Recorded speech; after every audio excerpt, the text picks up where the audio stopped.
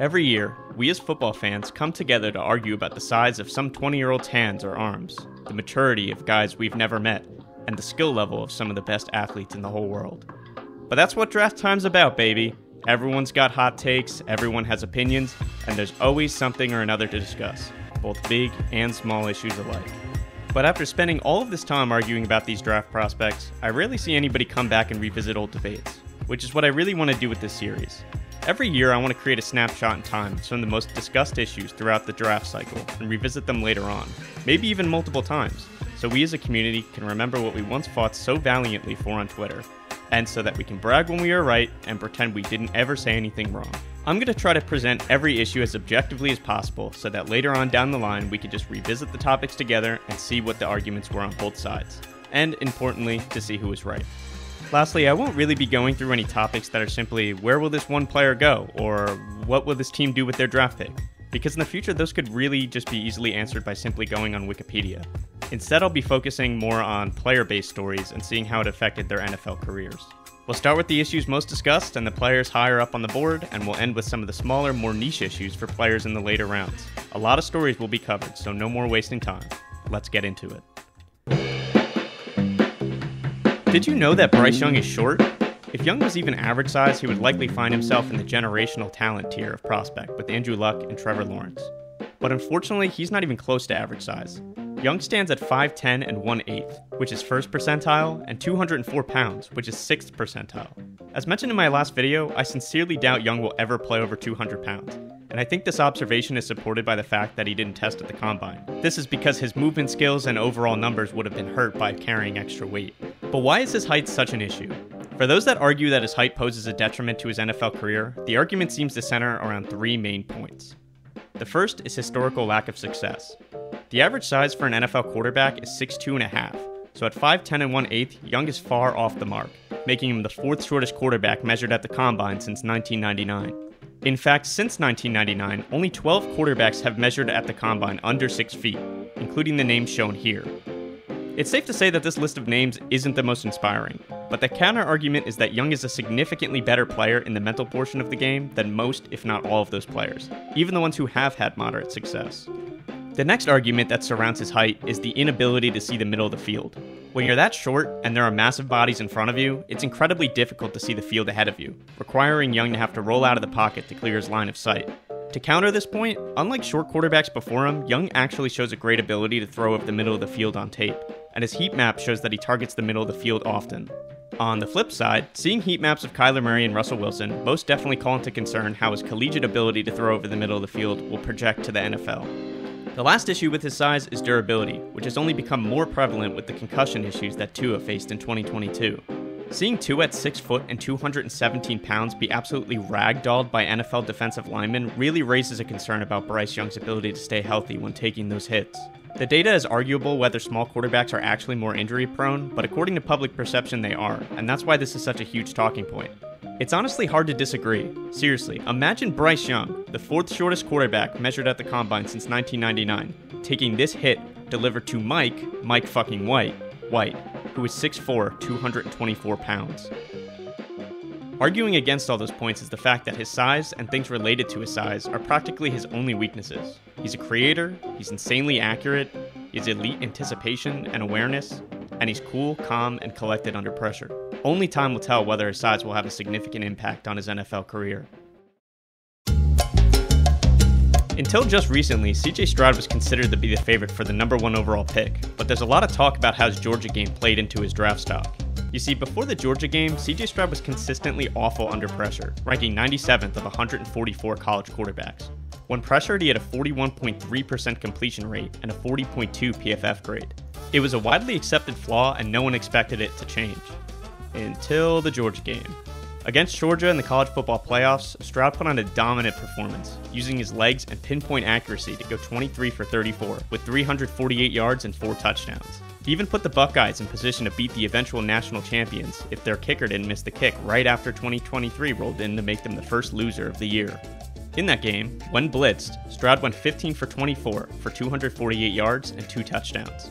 When adjusting for 3 drops, he had an adjusted completion percentage of 85.7%. Not only was he great under pressure, he put on an elite performance in general. In 12 games during the season, he averaged a 72.9 PFF grade. In the Georgia game, he earned a 92.2 PFF grade, almost a 20-point increase from his average performance. Although he had put on some incredible performances at his time in OSU, he was seen as more of a high floor, low ceiling type of prospect, who wasn't going to create much on his own but could operate the offense. But he really showed the ability against Georgia to be more than that, begging the question, will he ever be able to hit that elite performance ceiling again in the NFL? And if so, can he do it consistently to become one of the top in the game? Some argue that he can't, and people are just swayed by the recency bias of the Georgia game being his last game. Others argue that if he showed it once, he can show it again, and that raises his floor. That's why this is another polarizing topic in this year's draft. Before the Combine, Jalen Carter was widely considered to be the best non-quarterback in the draft. While the Bears still held the number 1 pick, many people were arguing that they should stay and take Carter, or argued that they wouldn't trade back too far because they didn't want to miss out on the chance to take Carter. Then the Combine happened. Minutes before he was about to step up to the podium to take questions, it was revealed that Jalen Carter had a warrant issued for his arrest in connection with a fatal car crash. According to Athens Police Department, the warrants were issued against Carter for reckless driving and racing. Carter didn't speak to the media, went back to Georgia, and pled guilty, solving the legal issues. But Carter has fallen down draft boards at this point because there's concerns about his maturity and decision-making, which were also concerns before the news of the warrant came out. To make matters worse, Carter then had a terrible pro day, wherein he showed up 9 pounds heavier than he weighed at the Combine only 2 weeks earlier. He began cramping, he was out of breath, and he was breathing heavily, failing to complete his position drills.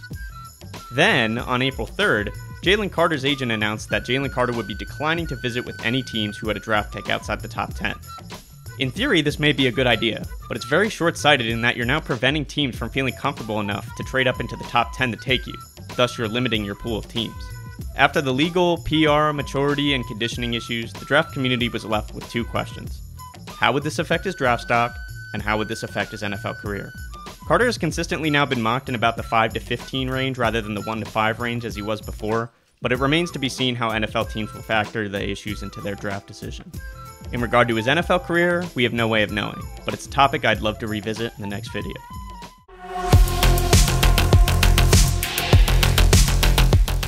Unless you're Mike Tannenbaum, most people agree on the 4 top quarterbacks in this class: Bryce Young, CJ Stroud, Anthony Richardson, and Will Levis.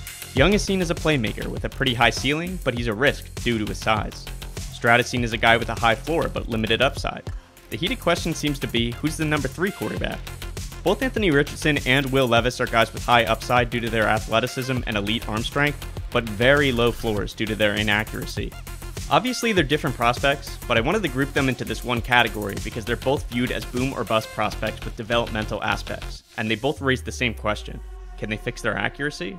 They both have a lot of similar traits, but they also have their own strengths and weaknesses. For example, Richardson is an elite athlete. As mentioned in my last video, which is more discussion about Richardson, he has a relative athletic score of 10, which is first among all quarterbacks. He also has great pocket presence and movement.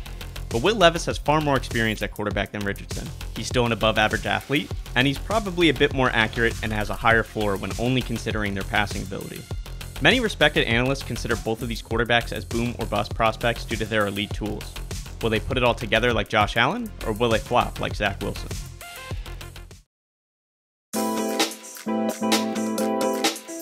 Hooker? I hardly know her! Much has been said about why Hendon Hooker is a difficult prospect to evaluate. I actually have a whole nother video on this topic, which describes in detail why Tennessee's offense makes it hard to determine whether Hooker is a good prospect or not. But I wanted to document it here still and touch on it briefly. In short, Hooker's college offense didn't ask him to do much that he would ever do in the NFL, so it's really anyone's guess as to whether he can learn the skills he needs to be a high-level NFL quarterback. His reads were constantly predetermined, he didn't read NFL-level route concepts, his receivers were wide open a ton, the deep choice nature of the offense prevented him from showing that he can throw with anticipation, he didn't show the ability to move off his spot and reset and throw, and his accuracy over the middle of the field is hard to determine due to a lack of targets in that spot. As an addendum to my other video, a stat actually came out that Hendon Hooker only moved off his first look 15 times during the course of the season. He has all the tools to develop into a great NFL quarterback, but the opinions on him vary heavily, due to the inability to tell what he can and cannot do based on his college offense.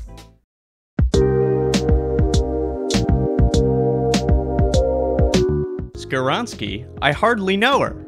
Yeah, that didn't work as well. We're finally moving off the quarterbacks, so for whatever reason you hate the quarterback position, you're gonna love the rest of this video. Unless you hate the other positions too, in which case I'm not entirely sure why you're here.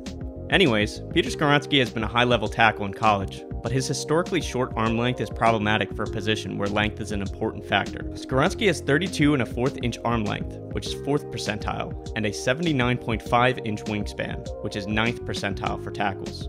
Prospects who have short arms are typically kicked inside the guard rather than staying at tackle due to the historical lack of success of tackles with short arms and the hindrance it causes to playing.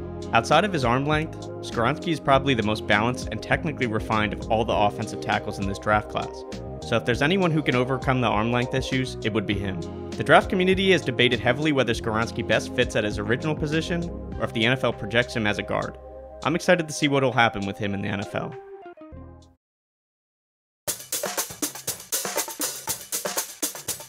Oh boy, more arm length talk. Holizna Canty has received a lot of comparisons to Aaron Donald for a few reasons. They both went to Pitt, they're both undersized, they are both explosive 3 techniques, and they are both disruptive pass rushers. Oh, and they both have very short arms. It's hard to compare someone to Aaron Donald because he's a historically dominant player, but it's not the most far-fetched thing when you watch the tape. The crazy thing is that Canty actually ran his 40 time a 1/10 of a second faster than Aaron Donald. However, the opposing side has pushed back on this argument, and it's not hard to see why. Although both Donald and Canty are undersized, Donald is slightly taller and has a more muscular build than Canty. Donald just barely hits 6'1", whereas Canty is under 6'1". This adds him to the list of players on screen as the only defensive tackles to be measured at the combine under 6'1" since 1999. Additionally, although Aaron Donald is also the poster child for the argument that short arms don't matter for defensive linemen, even Aaron Donald's arms are 32 and 5/8 inches, which is 29th percentile. Holizna Canty's arm length is a full 2 inches shorter at 30 and 5/8 inches, which is 1st percentile. Obviously, measurables are not all, but these are just a lot of the talking points. Ultimately, this question is whether Canty will live up to this lofty comparison.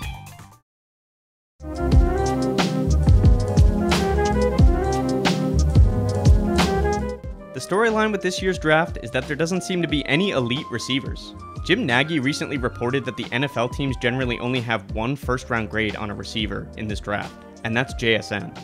On the media side, analysts have wildly different takes as to who's wide receiver 1 in this draft class. For example, in this chart you can see that although the same guys are generally ranked in the top 5, the only player who's consistently in the top 3 is JSN, and there's no consistency as to who's considered the best. The top 3 guys you'll see on most boards are Quentin Johnston, who has 2 number 1 votes here, Jordan Addison, who has 3 number 1 votes here, and JSN, who has 4 number 1 votes here. Obviously, this isn't representative of the NFL team's draft boards or the draft community as a whole, but I think it's helpful for the sake of discussion. Although there is always a rampant wide receiver 1 debate every year regardless of the class, the lack of a true alpha receiver in this class seems to be centered around the perception that all of the top receivers have very obvious flaws that limit their upside. For Jackson Smith and Jigba, he's short, he has a high floor, he lacks top-end speed, and he's limited to the slot. For Quentin Johnston, he's a very low floor, he's huge, but he's not physical at the catch point at all and struggles with contested catches despite his size. He occasionally struggles with drops and he's a body catcher. He also doesn't have the physicality in his route running to consistently win against press. On the point of his contested catches, his contested catch rate was 34.8%, which is atrocious. This falls below much smaller receivers such as Zay Flowers, who is 5'9", and Josh Downs, who is also 5'9". Zay Flowers had a 58.3% contested catch rate, and Josh Downs had a 72.2% contested catch rate. For Jordan Addison, the concerns are that he's short, he's extremely underweight at 173 pounds, which is 3rd percentile. He had a very underwhelming combine leading to a 5.82 RAS score, and there's a lot of concerns about his ability to play on the outside. Now, these receivers do all have a lot of significant upside, but I wanted to talk more about the storyline here. For every receiver after these 3, there are receivers who arguably have more flaws. So that begs the question, who's going to be the top receiver in this class? Who will be able to overcome all of their flaws to be wide receiver 1?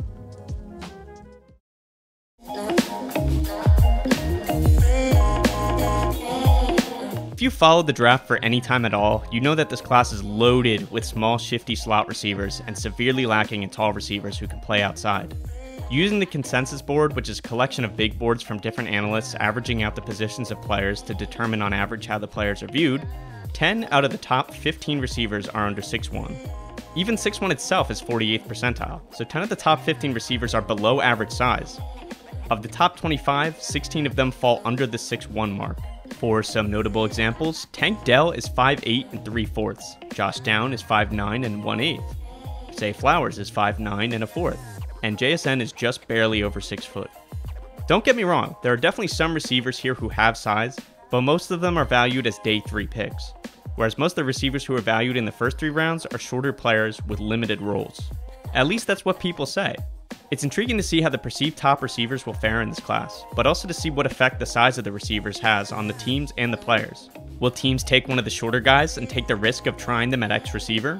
Will teams not take receivers early because there's so many players with similar skill sets that they can practically just wait forever? Will teams overspend on trades to bring in established NFL receivers who have size so that they can fill their X receiver needs? Or, in the same vein, will they reach on larger receivers in the draft to fill those same needs? I'm looking forward to what the resolution of these questions will be in the future.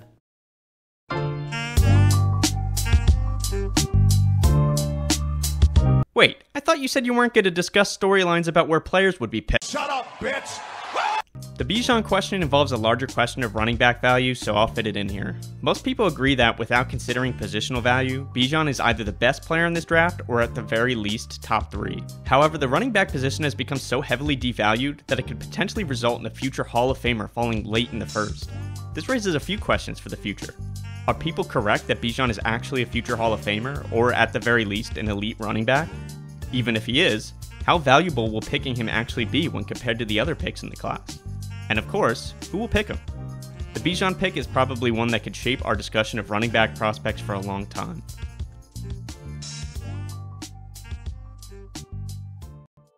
Alright, so there's a lot more issues I want to talk about, but in the interest of time, let's end this bad boy with a rapid fire segment to round out the less discussed, more niche draft issues. Some of them I'll discuss a little bit, others I'll just throw out there as things I'd like to revisit. How will Andre Carter develop? Coming out of Army, Carter is severely underweight and underdeveloped as an athlete for an NFL player. Carter will need an entire year on the bench because he definitely will not have the play strength to compete in year 1.